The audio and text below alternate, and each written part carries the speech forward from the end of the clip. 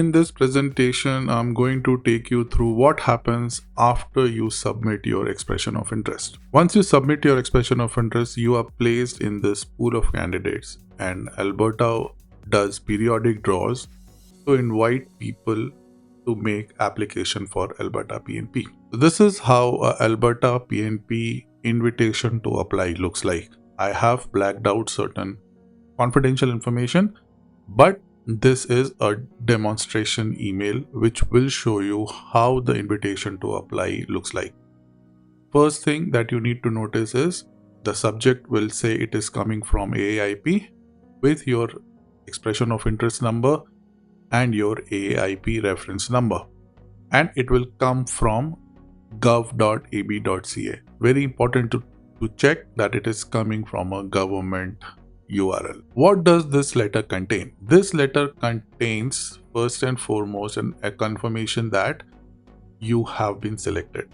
You have been selected to do an application. So they are inviting you to apply, and the stream name will be provided here. In this demonstration, I'm showing that the invitation is for rural renewal stream, but this can be different for your case. The pathway that is mentioned here, or the pathway that Alberta will invite you, can be different from the pathway that you have indicated in your expression of interest, or which is your preferred pathway.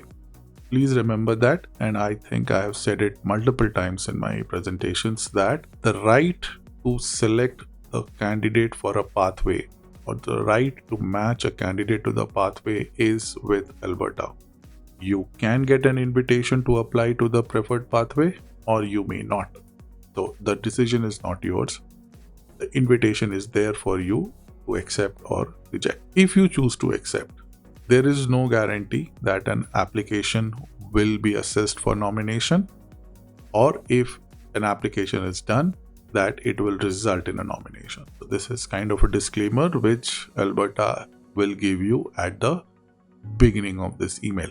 It also indicates that even if Alberta issues you a nomination, there is no guarantee that you will be issued a PR. That is because PR issuance is under the federal government. Alberta can find you fit to issue a PNP, but it doesn't guarantee that you will get a PR.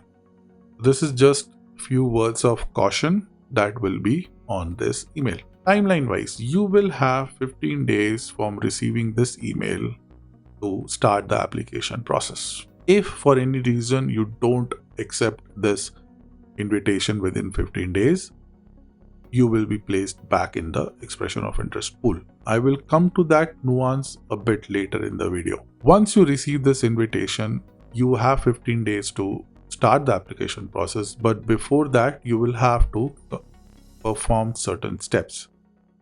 First thing that you will have to perform is you will have to determine whether you are eligible to submit an application under the stream that you are invited. For example, this invitation is for rural renewal stream, so you will have to make sure that you are eligible for rural renewal stream. If you are not eligible for certain reason, you should not apply. I have made multiple presentations on each of the streams on how to assess your eligibility for each of the stream. You can look into that, or you can look into the official website of AAIP and make that determination that whether you are eligible to submit an application.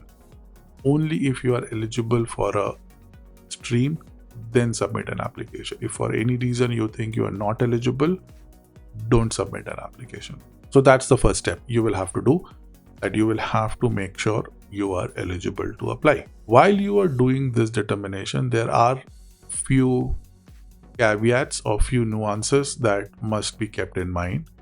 If for any reason you have an active AAIP application going on and you received a second ITA, you should withdraw your nomination if you want to accept this nomination. You should withdraw that application first and then accept this invitation. You can have only one active application in process at any given point of time. However, AAIP says that they will not encourage people to withdraw applications because it will result in your earlier fee and processing time to be zeroed out, and you will again have to pay the fee and your processing times will start again. Plus, it says very clearly that there is no guarantee that you will be issued a nomination. So if you already have an application in process, it's better to continue that. So that is one first caveat that you should keep in mind, which is that you should have only one application in process. If you already have a nomination certificate, you are one of the lucky ones that who already have a nomination certificate, but that nomination certificate is not yet expired or it is still eligible for extension. You cannot do second application. Very, very clear. There is no option to withdraw that nomination certificate and redo the application. However, if you were nominated previously, you have a nomination certificate and you did a PR application and your PR application was rejected, then you may be eligible to do another application, but before that you will have to email AAIP office on this email address. You will email them and then they will tell you whether you can create a new application or not. So before you click on the link below, make sure that none of these three caveats apply to you. If any of these caveats apply to you, you should do these steps first and then click on the link.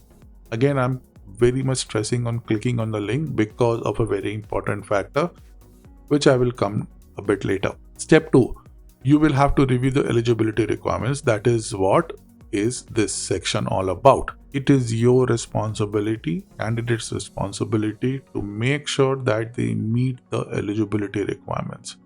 Each stream has its own eligibility requirement and you should assess your eligibility against the stream that you are invited for. This can say AOS, this can say tech pathway, this can say any of the pathways that Alberta is working on. If you are invited under a particular pathway, then you should make sure that you are eligible. Go through the official site. I have multiple videos on that also. In addition to the eligibility requirements, Alberta has always said that just EOI score is not enough for an invitation. Alberta, whenever it does a draw, like you will see here, it will or it can indicate certain additional parameters that are applicable. Like for example, AOS under priority sector or express entry under tech pathway or something like that, or AOS under construction. Whatever the additional parameters are, Alberta can declare it on their processing information page. It is up to you to make sure that you meet those additional criteria also. However, I would agree Alberta is not always very upfront in declaring the numbers, but still, if there are any additional criteria mentioned on the processing information page, before you click, go to this information page and check whether any of the additional criteria are there, and if there are additional criteria, you meet those criteria. Next, you will have to read this particular document on how to apply. I have presentations and videos on that. You can go through that, but always use the official page for the up-to-date information.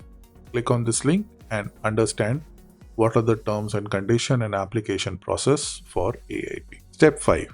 You are still not there to click on the link, so don't rush to step 6 and click this link. Step 5.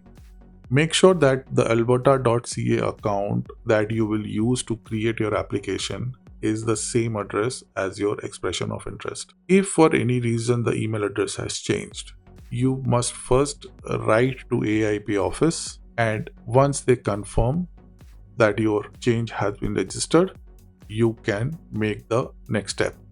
This can take up to 5 days. So make sure that you use the same email address. If for some reason this email address is wrong or needs to be updated, expect 5 more days for AAIP to make that change. If you have completed step 1 to 5 here, once you make sure that yes, I have done all my step 1 to 5, which means I don't have an active application, I don't have a nomination which is expired, and I don't have any issues with my previously issued nomination, and I am sure that I meet all the eligibility requirements and all the additional parameters. Once you make sure all of these are right, once you are sure that you know how to make the application, and once you have confirmed that your email address is same as your expression of interest email address, you can go ahead and click this link. You have only 15 days to click this link, so make sure that you complete step 1 to 5 very quickly. Don't take a month to complete all these steps. These steps should take few hours to complete, until unless you are doing a change of email address, which can take up to few days. But once you get this confirmation, only then come to this page. If for any reason you don't click on this link, right? If you don't click on this link, what will happen is your invitation will be rejected and you will be placed back in the expression of interest pool. So if you don't want to do anything, if you want to reject, don't do anything. It will automatically put you back in the express entry pool where you were, and then you will have to wait for the next invitation. If you are in the pool for 12 months, your expression of interest will be cancelled, which is very clear from the expression of interest process itself.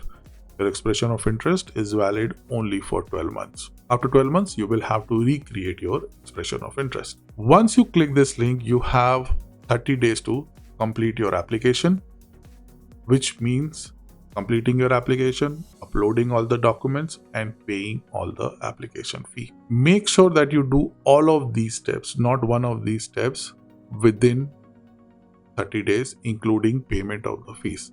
However, Alberta allows you 24 hours to pay the fees after you have submitted your application, but this 24 hours should also be within that 30 days. So if for any reason you do not complete and pay for your application within 30 days, so you have just clicked it and you have done nothing, which will mean that you have not completed your application and you have not paid your fees, what will happen is your application will be cancelled for sure. Plus your expression of interest will also be cancelled. So say for example, you created your expression of interest in January. You received this link in February. If you don't click this link, by end of February, both your application and your expression of interest both will be cancelled. So in March, you will have to again create an expression of interest. However, if you don't click on this link, what will happen is by the end of February, you will be placed back in the pool. You will not have to create another expression of interest, and it will be valid till December of 2026. So that is the very key difference I was telling you of not to rush and click this application click this link without verifying step 1 to 5. Once you have clicked this, you have 30 days. Make sure as soon as you receive this email, make sure use this 15 days to collect all your documentation and arrange for the fees, and then click on this link. Once you click on this link, 30 days to complete all your documentation, upload all your documentation, and pay the fees. Do this step 7 in one shot, and I always recommend that doing it in one shot will make sure that you are doing a complete application and you have things in control. Don't spread it out under multiple days will be my suggestion. There are some useful links on how to documents that you can go through, and if you have any questions, you can contact the AAIP office by this particular email. So this is how the invitation to apply will look like. If you guys have any questions, reach out to me. I'll try my best to answer this. And if you have already got this invitation to apply, congratulations. And I have multiple presentations on my channel which talk about how to complete your application. So go ahead and do that. And I will see you in the next one. Thank you so much.